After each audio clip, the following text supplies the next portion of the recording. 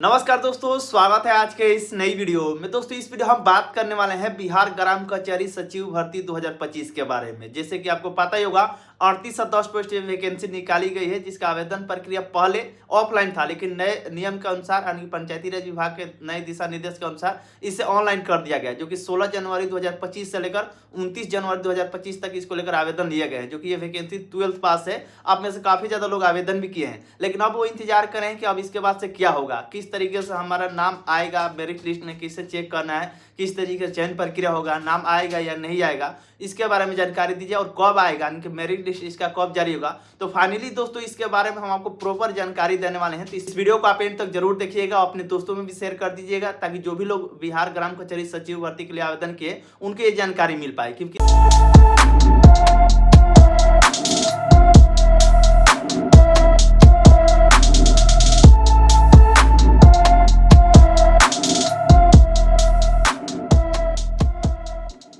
तो अगर आप भी बिहार ग्राम कचहरी सचिव भर्ती के लिए आवेदन किए हैं और आप इंतजार कर रहे हैं इसका फाइनल मेरिट लिस्ट का, तो दोस्तों इसको लेकर डेट निर्धारित किया गया है कि कब आपका फाइनल मेरिट लिस्ट जारी किया जाएगा। इसके बारे में हम आपको पूरी जानकारी बताएंगे। हालांकि दोस्तों आपको पता होना चाहिए, न्याय मित्र वैकेंसी के लेकर आवेदन शुरू कर दिया गया है, जो कि आपको हम बता दें वीडियो डिस्क्रिप्शन में हमने लिंक दिया है, जिस उस लिंक पर क्लिक करेंगे डायरेक्टली आप राजबिहार.com का ऑफिशियली वेबसाइट पर चले आएंगे और यहाँ पे आपको लेटेस्ट जॉब में बिहार न्याय मित्र का आर्टिकल आपको देखने को मिल जाएगा, जिसमें आपको पूरी जानकारी बताएगा। इसको लेकर आवेदन प्रक्रिया भी शुरू हो चुका है, जो कि आप इसमें आवेदन करना चाहते हैं तो आवेदन कर सकते हैं। अगर आपका अगल बगल या कोई मित्र होंगे जो कि इसके एलिजिबल होंगे, जो भी इसका आवेदन प्रक्रिया होगा, तो आप आवेदन कर सकते हैं। अब आइए दोस्तों अब बात कर लेते हैं सचिव को लेकर, यानी कि आप में से काफी ज्यादा लोग सचिव के पद पे आवेदन किए हैं। तो इसको लेकर जो समय सीमा निर्धारित किया गया था, हम आपको नोटिफिकेशन भी दिखा देना चाहेंगे। ये रहा नोटिफिकेशन जो कि जारी किया गया था पंचायती राज विभाग द्वारा, जो कि यहाँ पे देख सकते हैं 7 जनवरी 2025 के डेट में पब्लिश किया गया था, जिसपे हम आपको वीडियो बनाकर भी जानकारी दिए थे। अब इसमें डेट के बारे में यहाँ बताएगा, बाकी की जानकारी तो दिया ही गया, लेकिन हम आपको जो भी आपका कब लिस्ट जारी किया गया था, प्रोविजनल लिस्ट कब जारी किया जाएगा, इसके बारे में यहाँ पे बताएंगे। पहला जो बताया गया कि बिहार ग्राम कचहरी सचिव के लिए और न्याय मित्र के लिए, हालांकि तो न्याय मित्र के लिए अभी आवेदन शुरू हुआ है, लेकिन सचिव के लिए यहाँ पे बात करते हैं। यानी कि बिहार ग्राम कचहरी सचिव के लिए आवेदन की बात करें तो 15 जनवरी 2025 से लेकर 29 जनवरी 2025 से 25 तक लिया जाएगा। हालांकि 16 जनवरी से आवेदन प्रक्रिया शुरू किया गया था। ठीक है, आपको पता ही होगा।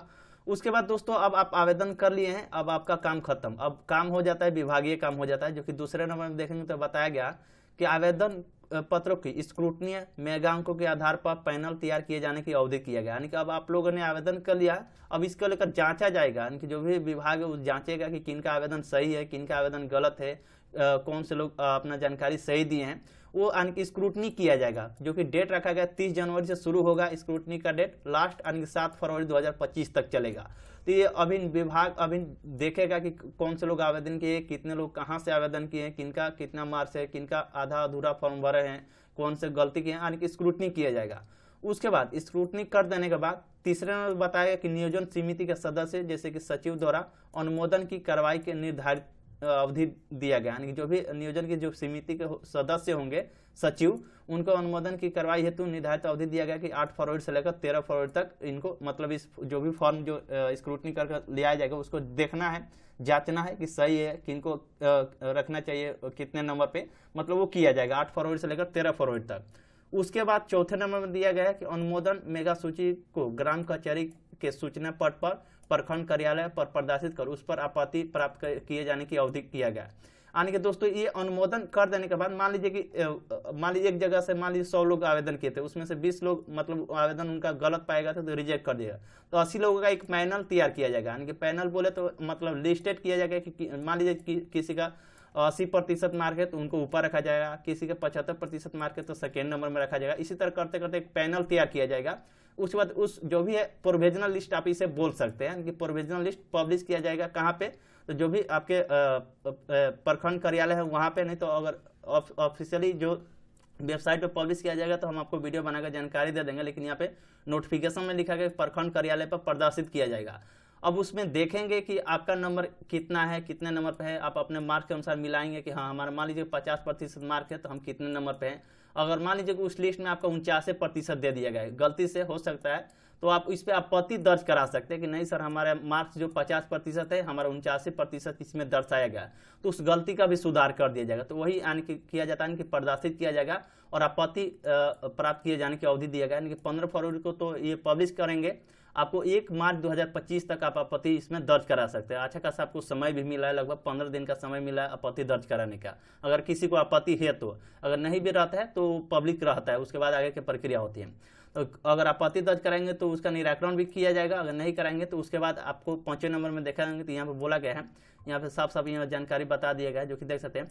आपत्तियों का निराकरण कर उन्हें पुनः स्वच्छ पैनल तैयार कर प्रखंड विकास पदाधिकारी के समक्ष अनुमोदन हेतु निर्धारित किया जाएगा। यानी कि आपत्ति दर्ज कराएंगे तो उसे सुधारा जाएगा, अगर आपत्ति नहीं आती है तो उसे फिर से यानी कि अच्छी तरीके से उसे स्वच्छ पैनल तैयार किया जाएगा, उनकी लिस्टेड तैयार किया जाएगा कि जिनका जितना मार्क्स होगा उनका यानी कि फर्स्ट नंबर पर रखा जाएगा, उनसे कम होगा तो सेकेंड नंबर पर रखा जाएगा। इसी तरीके की लिस्ट तैयार किया जाएगा।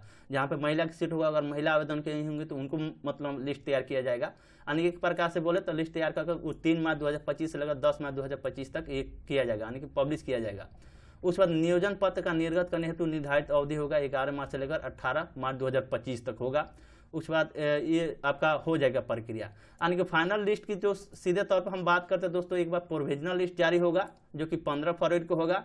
उसके बाद फाइनल जो मेरिट लिस्ट होगा आपके 3 मार्च 2025 को जारी किया जाएगा। उसमें आपको पता चल जाएगा कि किनका मतलब चयन हुआ है, किनका चयन नहीं हुआ, मार्क्स के आधार पर उनका मतलब आपको पता चल जाएगा। तो इस तरीके से आप देख पाएंगे प्रोविजनल लिस्ट 15 फरवरी को जारी होगा और आपत्ति का निराकरण कर देने के बाद पुनः स्वच्छ पैनल तैयार कर प्रखंड विकास पदाधिकारी के समक्ष अनुमोदन हेतु निर्धारित अवधि दिया गया 3 मार्च से लेकर 10 मार्च 2025 को। उसके बाद नियोजन पत्र निर्गत करने हेतु निर्धारित अवधि 11 मार्च से लेकर 18 मार्च 2025 को किया जाएगा। तो इस तरीके से आपका लिस्ट तैयार होगा। अब बात कर लेते हैं दोस्तों चयन प्रक्रिया कैसे होगा। तो चयन प्रक्रिया के बाद इसमें बताया गया, इसका जो भी नोटिफिकेशन देखेंगे तो पंचायती राज विभाग द्वारा ये नोटिफिकेशन जारी किया गया था। इसमें आपके जो भी ग्राम कचहरी स्तर पर निम्न प्रकार से जो भी गठित ग्राम कचहरी नियोजन की समिति बनाया जाएगा, उसके ग्राम कचहरी सचिव का नियोजन किया जाएगा। अध्यक्ष जो होंगे आपके ग्राम कचहरी के सरपंच होंगे, सदस्य जो होंगे ग्राम कचहरी के उप सरपंच होंगे और सचिव जो होंगे आपके प्रखंड विकास पदाधिकारी या उनके द्वारा नामित पदाधिकारी, जहां सरपंच का पद रिक्त हो वहां उप सरपंच अध्यक्ष होंगे। और ऐसे अध्यक्ष की दशा में ऐसे किसी पंच को सदस्य के रूप में मनोनीत किया जाएगा जो सर्वाधिक शैक्षणिक योग्यता रखने वाले होंगे।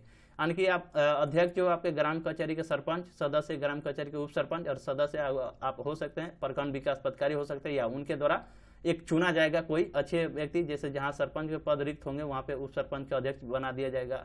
और ऐसे अध्यक्ष की दिशा में ऐसे किसी पंच को सदस्य के रूप में मनोनीत किया जाएगा जो सर्वाधिक शैक्षणिक योग्यता रखते हैं।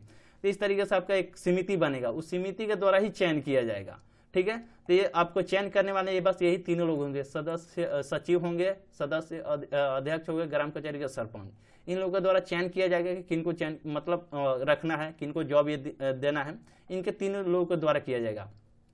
उसके बाद मेगा सूची का ये समझ लेते हैं कि मेगा सूची आपका किस तरीके से तैयार होता है, क्योंकि इसमें बता देते इंटर पास लोग आवेदन करते हैं, इंटर पास पे वैकेंसी निकाली गई है मिनिमम। वहीं पे बहुत से लोग जो कि स्नातक के डिग्री किए हैं यानी कि ग्रेजुएट किए हैं, और बहुत से ऐसे लोग हैं जो कि पोस्ट ग्रेजुएट भी किए हैं, तो उनको भी नंबर एक्स्ट्रा मिलेगा। जो भी ग्रेजुएशन किए हैं उनको मिलेगा, पोस्ट ग्रेजुएशन किए हैं उनको कुछ एक्स्ट्रा बोनस के रूप में अंक दिए जाएंगे। तो आपका जो भी मान लीजिए कि इंटरमीडिएट के बिहेव पर जो भी लोग आवेदन किए हैं तो उनको इंटरमीडिएट के बिहेव पर मतलब पैनल तैयार किया जाएगा। मान लीजिए कि 70% है तो 70% वाला का होगा, किसी दूसरे व्यक्ति का मान लीजिए कि 65% है तो वो सेकेंड नंबर पर रखे जाएंगे। तो इस तरीके से पैनल तैयार किया जाएगा। अब मान लीजिए ये तो इंटरमीडिएट पास कर लिए हैं, साथ साथ स्नातक के डिग्री भी है उनके पास, तो मतलब ग्रेजुएशन पर भी आवेदन किए, तो उनका जो भी मार्क्स आए होंगे 50% मार्क आएंगे, उस 50% मार्क के बिहेव पर 10% मतलब अंक उनको मिलेगा। ठीक है, और एक्स्ट्रा अंक मिलेगा। वहीं पर अगर पोस्ट ग्रेजुएट पे आवेदन किए होंगे तो उनका जो भी मार्क्स मिले होंगे, मान लीजिए 80 मार्क्स मिले हैं, 80% मिलेगा, उस प्रतिशत पे यानी कि जोड़कर 20% दिए जाएंगे। यानी कि मान लीजिए उनका इतना मार्क्स मिला है, उसके बिहे पर कितना 10% हो रहा है, जैसे 5 नंबर हो रहा है, 10 नंबर होगा, प्रतिशत हिसाब से उनको एक्स्ट्रा अंक दे दिए जाएंगे। उस तरीके से पैनल तैयार किया जाएगा। यानी कि सीधे तौर पर बात करते हैं जिनका ज्यादा मार्क्स होगा उनको चयन कर लिया जाएगा, चाहे वो ग्रेजुएशन के जोड़ के हो या पोस्ट ग्रेजुएशन के जोड़ के हो, या अगर इंटरमीडिएट के लोग वहीं पे आवेदन किए होंगे केवल इंटरमीडिएट, तो इंटरमीडिएट पे जोड़ा जाएगा। अगर मान लीजिए इंटरमीडिएट के साथ साथ वो ग्रेजुएशन या पोस्ट ग्रेजुएशन पे आवेदन किए होंगे तो उनका तो नंबर बढ़ेगा ही बढ़े। तो इस तरीके से आपका जो भी है लिस्ट तैयार किया जाएगा, जो कि आप इसमें देख सकते हैं, बताया गया। यही जानकारी है। अब आपका फाइनल अगर लिस्ट में नाम आ जाता है तो आखिरी आपको काम क्या करना है, इसके में बताया गया कि ग्राम कचहरी सचिव का अभ्यर्थी का चयन हो जाता है तो चयनित अभ्यर्थी को नियोजन से पहले यानी कि ज्वाइनिंग से पहले आपको औसैनिक शल्य चिकित्सा समूह के चिकित्सा पदाधिकारी से यानी कि सिविल सर्जन से द्वारा निर्गत स्वास्थ्य प्रमाण पत्र आपको देना पड़ेगा। यानी कि आपका लिस्ट में अगर नाम आ जाता है तो आप फिट है कि नहीं, आप जो भी है मेडिकल आपका सही है कि नहीं, उसके लेकर आपको स्वास्थ्य प्रमाण पत्र आपको देना पड़ेगा। मेडिकल सर्टिफिकेट जिसे आप बोल सकते हैं वो आपको बनाकर कहाँ से, तो औसैनिक शल्य चिकित्सा सह मुख्य चिकित्सा पदाधिकारी के द्वारा आपको ये स्वास्थ्य प्रमाण पत्र जो बनता है निर्गत होता है वो आपको देना पड़ेगा। इस तरीके से आपका चयन प्रक्रिया होगा। तो दोस्तों उम्मीद करता हूँ आपको पूरी जानकारी समझ में आई होगी। वीडियो अच्छा लगा तो लाइक कर दीजिएगा। बाकी जैसे इसको लेकर पब्लिकली अगर मेरिट लिस्ट जारी होता है किसी वेबसाइट पे, पंचायती राज की वेबसाइट पे या कहीं पर भी, तो हम आपको वीडियो बनाकर जानकारी दे देंगे। नहीं तो आप हमारे वेबसाइट पे विजिट कर सकते हैं, यहाँ पे हर एक अपडेट आपको देखने को मिल जाएगा। नहीं तो Telegram group, WhatsApp channel group, वहाँ पे भी ज्वाइन कर लीजिएगा। जैसे इसका लिस्ट जो जारी होगा हम आपको वीडियो बनाकर जानकारी दे देंगे। चलिए मिलते हैं किसी नए वीडियो में, तब तक के लिए धन्यवाद।